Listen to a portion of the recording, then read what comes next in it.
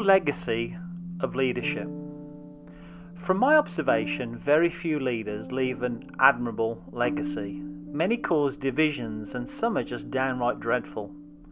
The late John Wooden was an American basketball player and coach, one of the most revered coaches in the history of sports.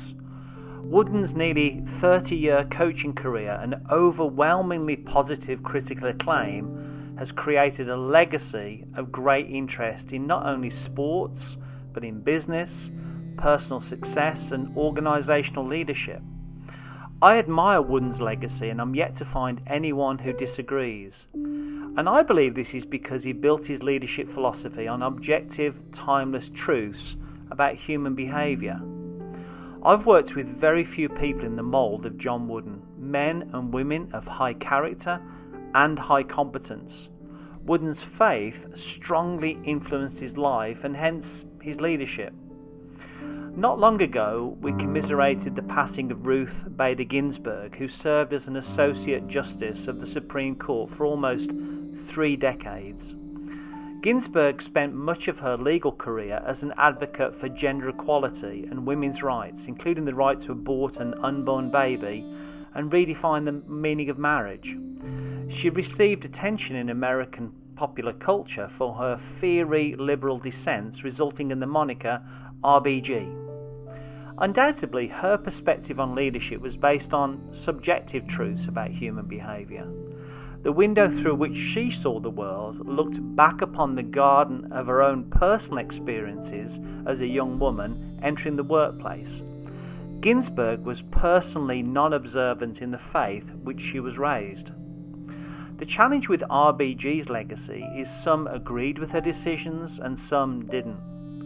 I've worked with many leaders like Ginsburg who made decisions that were celebrated by some, but were deep disappointments to others and caused much division. That's the problem with personal bias and selective subjectivity. Now, Dennis Kozlowski was the former CEO of Tyco International. In 2005, he was convicted of crimes related to his receipt of $81 million in purportedly unauthorized bonuses, the purchase of art for his Manhattan apartment of $15 million, and the payment by Tyco of a $20 million investment banking fee for his own personal gain. He actually had Tyco pay the $30 million for his apartment, which included $6,000 shower curtains and $15,000 dog umbrella stands, not to mention charging back 1/2 of the $15 million bill for his wife's 40th birthday held on an Italian island. Kozlowski was sentenced to serve up to 25 years in prison. He was also directed to return $500 million in compensation and benefits he'd received during his tenure at Tyco under New York's, quote, faithless servant, end quote, doctrine. Interestingly, he'd attended a private Catholic university, and so surely he'd heard a sermon or 3 about servant leadership. Between 2008 and 2010, I worked with a team of other leadership experts to help rebuild the culture which Mr. Kozlowski had systematically destroyed due to his self-centered choices.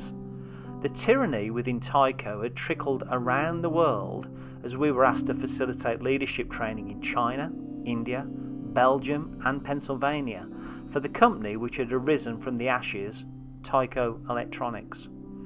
You know, I've often pondered about the choices which lay before leaders of the past and those that are ever present on the pathways people choose to walk down today. Ultimately, we become a succession of our choices. How do we know which is the right road to take, especially as a leader? Our choices can have significant ramifications for years to come. Leadership is a word that's easy to say and some people claim hard to do. I don't believe leadership choices are that hard. Innately, we know if a decision is selfless or selfish. The compass of our conscience, regardless of how the magnetic fields may be shifting, can still direct us towards true north. Just like Wooden, RBG and Kozlowski, our leadership choices may be analysed by others long after we've gone and will, I believe, echo for eternity.